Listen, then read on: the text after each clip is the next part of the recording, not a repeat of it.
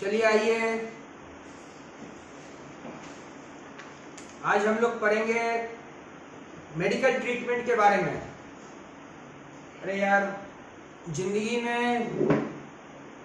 भी बड़ा अजीब सा है। सोचो, पहला 25-30 साल तो लग जाता है यार ये प्रोफेशनल कोर्स में पढ़ाई लिखाई करने में। 25-30 साल पढ़ाई लिखाई, समझ में आ रहा ना।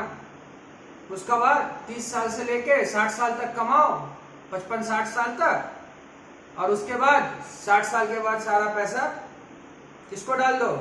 डॉक्टर को। मेडिकल ट्रीटमेंट, समझ रहा है ना। तो पढ़ाई भी वैसा ही बना है, देख रहा। सैलरी में क्या हुआ? अलाउंस दिया, छूट दिया, रिटायरमेंट बेनिफिट दिया, परक्यूजिट दिया।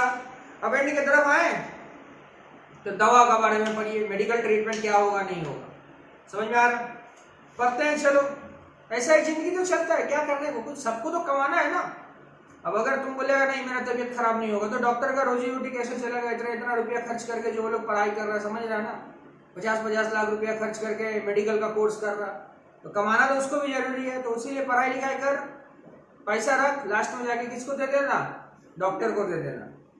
अब हमको पता है बहुत सारा बच्चा बोलेगा नहीं हम डॉक्टर को नहीं देगा, मेरा स्वास्थ्य साथी कार्ड काम कर जाएगा। तो अच्छा बात है, काम कर जाएगा स्वास्थ्य साथी कार्ड, तो बहुत अच्छा बात है। चलो ठीक है, चलो ready.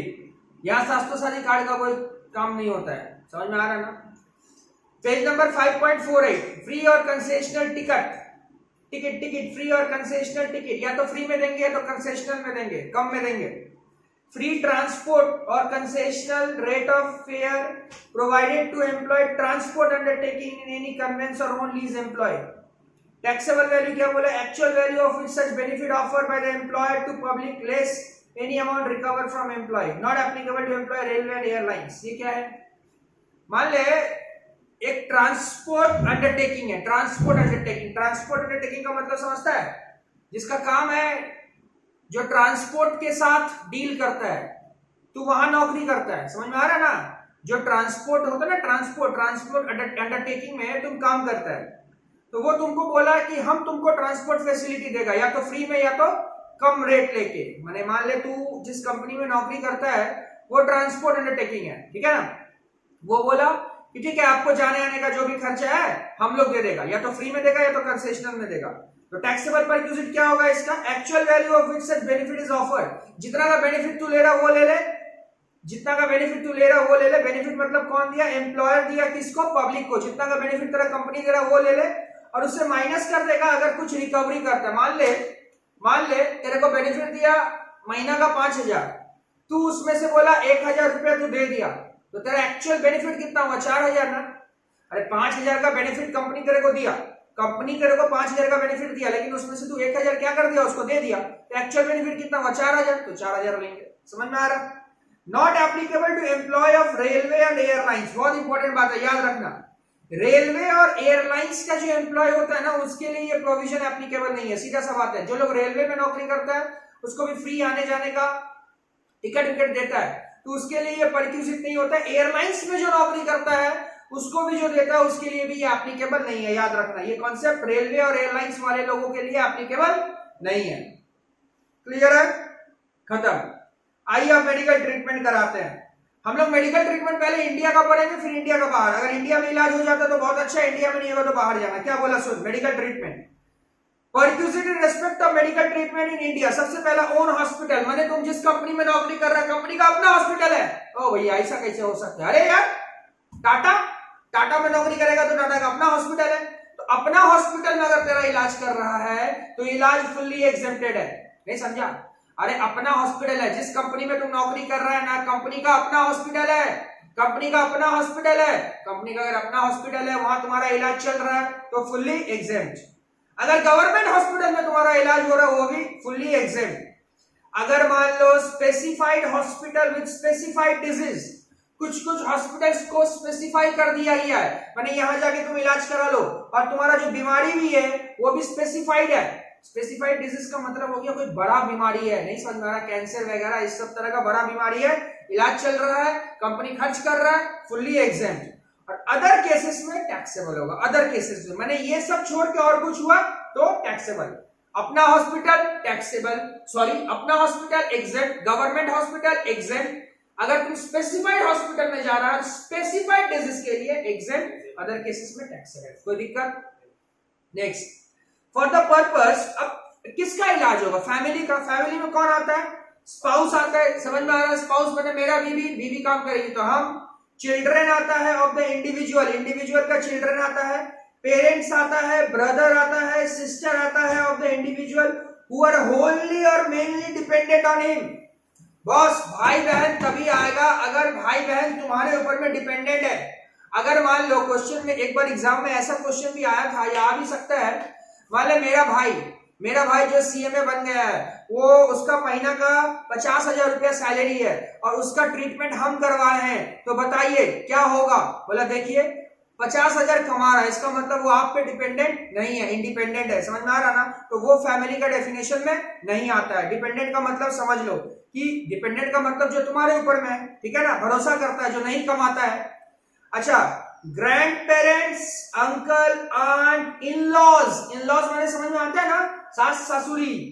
Parents, parents of spouse, independent person excluded, इन लोग, ये लोग फैमिली में नहीं आता है। अरे ग्रैंड पेरेंट्स भी नहीं आता है, अंकल आंट भी नहीं आता है, अंकल आंट इन लॉज नहीं आता है, parent of spouse, independent person, ये लोग नहीं आता है। तो आता कौन है? मेरा बीवी, मेरा माँ, मेरा बाप, मेरा भाई, मेरा बहन, मेरा बाप, सॉरी मेरा माँ, मेरा भाई और मेरा बहन अगर डिपेंडेंट है तभी आएगा। ओके, क्लियर है? अब हॉस्पिटल का मतलब क्या होता है? नर्सिंग होम होता है, प्राइवेट क्लिनिक होता है, डिस्पेंसरी। स्पेसिफाइड हॉस्पिटल का मतलब प्राइवेट हॉस्पिटल जिसको इनकम टैक्स डिपार्टमेंट स्पेसिफाई किया है। Points to be remember, medical allowance जो होता है is always chargeable to tax. हम लोग अलाउंस का डेफिनेशन में ये पढ़े हैं कि अलाउंस में पढ़े थे कि फुली टैक्सेबल है, fully taxable, medical allowance fully taxable है। मेडिकल इंश्योरेंस प्रीमियम पेड और reimbursed by employer is not chargeable to tax. अगर मेडिकल इंश्योरेंस प्रीमियम पेमेंट कर रहा है या रियम्बर्स कर रहा है एम्प्लॉयर, तो वो नॉट चार्जेबल टू टैक्स है, वो नॉट चार्जेबल टू टैक्स है। समझ में आ गया? इलस्ट्रेशन 25 क्या बोला तेरे को? Find taxable amount. Why has been allowed a fixed medical allowance 2,000 रुपया per month. Fixed medical allowance दिया है, पता कितना रुपया टैक्सेबल होगा? Medical allowance fully taxable, fully taxable, fully taxable. तो लिख दे बगल में 24,000 रुपया फुल्ली टैक्सेबल। 2,000 पर मंथ है ना, तो 2,000 इंटू 12 मतलब 24,000 रुपया टैक्सेबल। लिख दे, लिख दे, लिख दे, लिख दे, लिख दे, जल्दी लिख, जल्दी टैक्सेबल हो जाएगा। Number two, apart from reimbursement of PT medical bill of 25,000, Jed and his family get medical treatment in dispensary maintained by employer. Value of perquisite to Jed and his family. अब इसमें बता किसके किसके ऊपर taxable होगा? देख, mister Z अपना इलाज करा रहा तो बता टैक्सेबल होगा ना एग्जेम्प्ट होगा? अपना करा रहा तो फैमिली में आ रहा ना, तो एग्जेम्प्ट होगा। बगल में लिख दे एग्जेम्प्ट, एग्जेम्प्ट। मिसेस जेड बीवी एग्जेम्प्ट, बीवी भी एग्जेम्प्ट है। अच्छा, मेजर सन, अब देख एक बच्चा मेजर सन देखते ही बोलेगा भैया मेजर सन फैमिली का डेफिनेशन में नहीं आता। हम पूछे क्यों रे? बोला बेटा है, मेजर हो गया, कमाने लगा है। अबे निकम्मा लोग, ये लोग भी तो मेजर हो गया बे। तुम लोग तो सबका सब मेजर है, तो क्या कमाता है क्या? अभी भी तुम लोग अपना पापा का ऊपर में डिपेंडेंट है, नॉट इंडिपेंडेंट। मेजर होने का मतलब डिपेंडेंट होगा ऐसा, इंडिपेंडेंट होगा ऐसा कोई बात नहीं है। मेजर है मतलब कमाना जरूरी है। सी, मेजर और इंडिपेंडेंट एक नहीं होता है। मेजर में भी आदमी निकम्मा बैठा जा सकता है। तुम लोग अपना एग्जांपल ले लेना, मेजर है सबका सब अभी भी डिपेंडेंट है। मेजर सन यहां लिख दिया इंडिपेंडेंट, तो एग्जाम क्या टैक्सेबल हो? इंडिपेंडेंट है, हां इंडिपेंडेंट, हां एक्सीलेंट। मेजर सन इंडिपेंडेंट আছে না? ডিপেন্ডেন্ট है, কি করেगा? এক মিনিট। আচ্ছা, মেজর सन এখানে ডিপেন্ডেন্ট নেই, ইন্ডিপেন্ডেন্ট না। ডেফিনেশনে কি বলেছিল? the parents, brother, sister, individual who are wholly or mainly dependent। এক মিনিট, আরে এখানে কি আছে? এখানে এক্সক্লুড আছে ইন্ডিপেন্ডেন্ট পারসন না। শোনো শোনো শোনো, একটা কথা বলছি,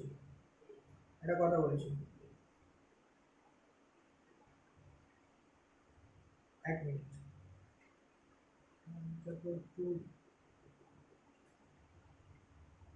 ব্র্যাকেটে একটা লেখা इंडिपेंडेंट लेखा है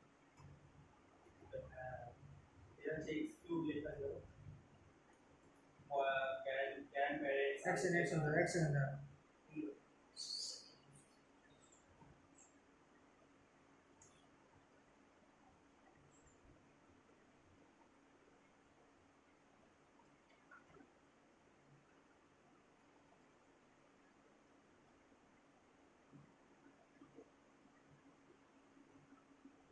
না শোনো ফার্স্ট পয়েন্টে কি লেখা আছে স্পাউস আর চিলড্রেন লেখা আছে না ফার্স্ট পয়েন্ট में স্পাউস আর চিলড্রেন লেখা আছে না স্পাউস চিলড্রেন কোনো কেসে এটা এক্সাম্পট হয়ে যাবে সেকেন্ড কেসে লেখা আছে पेरेंट्स ब्रदर আর সিস্টার কে ডিপেন্ডেন্ট হতে হবে लेकिन স্পাউস আর চিলড্রেন ডিপেন্ডেন্ট না হলেও কোনো অসুবিধা নেই ঠিক আছে স্পাউস আর চিলড্রেন स्पाउस और चिल्ड्रन जो ने डिपेंडेंट इंडिपेंडेंट देखा दरकार नहीं बीवी और बच्चा के लिए डिपेंडेंट इंडिपेंडेंट देखने का जरूरत नहीं है समझ में आ रहा ना कोई डिपेंडेंट डिपेंडेंट और इंडिपेंडेंट का कार जो ने देखो जानो पेरेंट्स से जो ने देखो भाई और बहन जो ने देखो ओके पेरेंट्स और भाई और बहन के लिए देखना तो ये भी एग्जाम हो जाएगा बुझते पारले अच्छा हाँ हाँ हाँ minor daughter of Z exam में আছে एग्जाम अच्छा डिपेंडेंट यंगर ब्रदर डिपेंडेंट আছে यंग एग्जाम ঠিক আছে তারপরে ইন্ডিপেন্ডেন্ট ইয়াঙ্গার সিস্টার এটা ট্যাক্সেবল হবে ইন্ডিপেন্ডেন্ট আছে ট্যাক্সেবল লিখে দাও পাশে সিস্টার ইন ল এটাও ট্যাক্সেবল হবে ঠিক আছে হ্যাঁ হ্যাঁ হ্যাঁ হ্যাঁ আচ্ছা আর উপরে যেটা বলেছিল apart from reimbursement of PT medical 25000 अच्छा ওই 25000 টাকাটা রিএম্বার্স করেছিল না reimbursement of PT medical bill of 25000 এই রিএম্বার্সমেন্টটা কে করেছিল হ্যাঁ এটাও ট্যাক্সেবল হবে রিএম্বার্সমেন্ট যেটা আছে সেটাও ট্যাক্সেবল হবে লিখ दो रिएम्बार्समेंट ऑफ मेडिकल बिल 25000 ये भी टैक्सेबल लिख दो reimbursement of medical bill 25000 taxable अच्छा वो जो सन वाला था ना देखो बीवी और बच्चा के लिए डिपेंडेंट इंडिपेंडेंट नहीं देखना जाता बीवी बच्चा हमेशा माने मेरा बीवी और मेरा बच्चा मेरे लिए हमेशा क्या है मेरे ऊपर ही भरोसा किया हुआ हम ऐसा मानेंगे भले मेरा बच्चा कमा ले तब भी कुछ होगा तो मेरे को उसको देखना पड़ेगा समझ में आ रहा है ना तो रिएम्बर्समेंट ऑफ मेडिकल बिल কত লিখবে 25000 টাকা ঠিক আছে তো ট্যাক্সেবল অ্যামাউন্ট কত হলো 25 আর 15 40000 টাকা टैक्सेबल 40000 টাকা লিখে দাও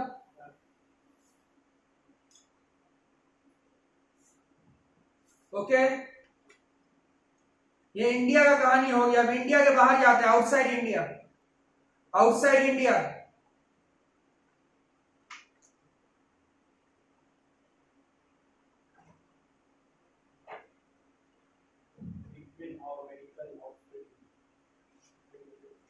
अच्छा perquisite in respect of medical treatment outside India ध्यान से याद रखिएगा मेडिकल एक्सपेंस एग्जेम्पशन कब मिलेगा देख मेडिकल एक्सपेंस जो आरबीआई जितना तक परमिट किया है रिजर्व बैंक ऑफ इंडिया बोल देता है इतना रुपया तक अगर तुम विदेश में खर्च करेगा अपना इलाज के पीछे तो हम एग्जेम्पशन देगा आरबीआई जो बोल देगा वही एग्जेम्प्टेड वैल्यू है stay expense abroad one attendant and employ सुन बाहर इलाज कराने अगर तू जाएगा ना विदेश में तो तेरे साथ एक आदमी का खर्चा जोड़ा जा सकता है मान ले अगर तू जा रहा है तो तेरे साथ कोई भी एक आदमी हो सकता है तेरा दोस्त तेरा मम्मी तेरा पापा तेरा बीवी तेरा बच्चा एक आदमी तक का खर्चा का ये लोग एग्जेम्पशन देता है तो यहां भी वही बात लिखा स्टे एक्सपेंस अब्रॉड में फॉरेन में वन अटेंडेंट एक आदमी एंड एम्प्लॉय रहेगा और उसके साथ और एक आदमी यहां भी आरबीआई जितना बोलेगा उतना ही समझ में आ रहा ना अच्छा फिर बोला ट्रैवलिंग एक्सपेंस ध्यान से याद रखिएगा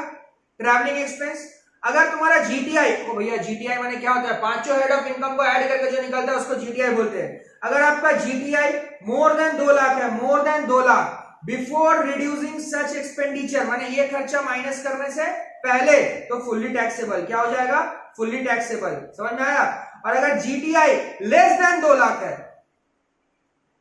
जीटीआई अगर less than 2 lakh before reducing such expenditure fully exempted याद रखिएगा जीटीआई अगर 2 लाख से ज्यादा है ये खर्चा माइनस करने से पहले फुल्ली टैक्सेबल जीटीआई अगर कम है तो एग्जेम्प्टेड लॉजिक है यार जिसका कम होगा उसी को एग्जेम्पशन मिलेगा तो जीटीआई 2 लाख से कम है अगर ये खर्चा माइनस करने से पहले तो एग्जेम्प्टेड जीटीआई अगर 2 लाख से ज्यादा ये खर्चा माइनस करने से पहले ज्यादा है अगर तो फिर फुल्ली टैक्सेबल हो जाएगा क्लियर है आजा क्वेश्चन नंबर 26, 27 और 27 ए करते हैं। 26 क्या बोला सुन। Mister Healthy is working in a Wealthy Limited at a basic salary, उसको मिला 1 लाख रुपया पर एनम, 1 लाख रुपया per annum. During the year he suffered from bird flu and accordingly was taken to USA for medical treatment. The travelling expense 75,000 रुपया था। Expense in respect of treatment, stay expense and cost of medical attendant 90,000 रुपया। RBI कितना permit किया है? 80,000 रुपया। देख सुन, total खर्चा 90,000 रुपया लगा, लेकिन इसमें आरबीआई कितना दिया? 80,000। तो दो चीज है यहाँ पर, एक मेडिकल वाला है और एक ट्रैवलिंग वाला है। तो एक एक करके करेंगे। कॉपी में लिख सबसे पहले नंबर 1, छोटा छोटा करके लिखेगा तो वहीं हटा लेगा। छोटा छोटा करके लिख।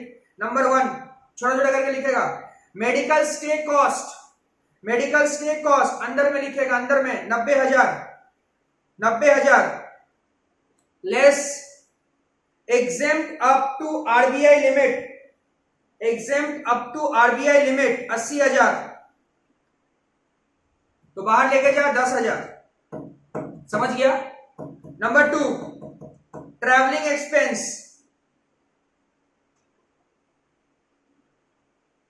ट्रैवलिंग एक्सपेंस, ट्रैवलिंग एक्सपेंस के लिए क्या देखिएगा? जीटीआई, जीटीआई में 5 हेड ऑफ इनकम लेते हैं। यहां पे एक ही इनकम है, सैलरी कितना है? 1 लाख। अब क्या बोला है? ये खर्चा माइनस करने से पहले, मतलब ये खर्चा को क्या करेगा? इसमें जोड़ देगा। मतलब खर्चा कितना है? 10,000। अरे 10,000 हुआ ना। मेडिकल स्टे कॉस्ट उसका 90 था और एग्जेम्पशन 80 दे रहा था, 10,000 हुआ ना, 10,000 खर्चा हुआ ना।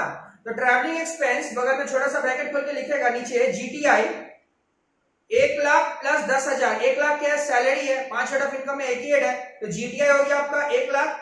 और बोला था ये before reducing this expense, minus करने से पहले, तो तू प्लस कर दे उसमें 10,000। तो कितना होता है? 1,10,000, 1,10,000 हो रहा ना। 2 लाख से ऊपर गया? नहीं गया, तो ये एग्जेम्प्ट हो जाएगा। अब 10,000 के नीचे लिख, 10,000 जो मेडिकल स्टे कॉस्ट लिखा था ना, उसका नीचे लिख, नीचे लिख दे या कहीं लिख देना, exempt since GTI is not exceeding 2 lakh, exempt since GTI is not exceeding 2 lakh।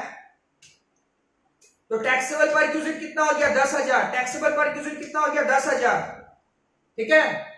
देखो दो चीज है, मेडिकल वाला, ट्रैवलिंग वाला। मेडिकल वाला में हम लोग क्या करते हैं? जितना खर्चा हुआ वो देखिए और आरबीआई कितना तक का लिमिट दे रहा। जो खर्चा हुआ वो ले लीजिए और आरबीआई का लिमिट जो है उससे माइनस कर लीजिए, आपका क्या बन जाएगा?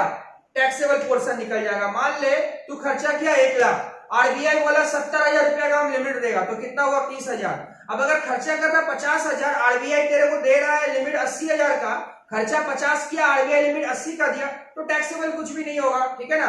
और ट्रैवलिंग में हम लोग क्या लेते हैं? जीटीआई, वो जो टैक्सेबल परक्यूजिट है वो ऐड कर देते हैं, देखते हैं 2 लाख से अगर ज्यादा जाता है तो टैक्सेबल हो जाएगा और 2 लाख से अगर कम जाएगा तो टैक्सेबल नहीं हुआ। इलस्ट्रेशन 27 ये वाला खुद से करना। बोला what would be the tax implication in basic salary of mister healthy? 1,95,000। सबसे पहला number 1 medical cost. Medical cost कितना? 10,000। अरे वही 90 से 80 माइनस करेगा, 10,000 सीधा दिखा दे। मेडिकल कॉस्ट 80, 10,000 दिखा दिया। ओके, अब ट्रैवलिंग कॉस्ट, ट्रैवलिंग कॉस्ट में क्या लेगा? जीटीआई लेगा और उसमें वो खर्चा ऐड करेगा। तो यहां तेरा सैलरी कितना? 1,95,000, तो बगल में ब्रैकेट खोल, ट्रैवलिंग कॉस्ट खोल के बगल में ब्रैकेट खोल, 1,95,000 प्लस वो मेडिकल कॉस्ट का 10,000। 1,95,000 प्लस 10,000 कितना होता है? 2,05,000। 2 लाख से एक्सीड कर गया, अपने टैक्सेबल होगा। 2 लाख से एक्सीड कर गया तो लिख दे that is GTI exceeding 2 lakh. 2 lakh से एक्सीड कर गया ना। अब यहां टैक्सेबल हो जाएगा, यहां क्या हो जाएगा? टैक्सेबल हो जाएगा। समझा?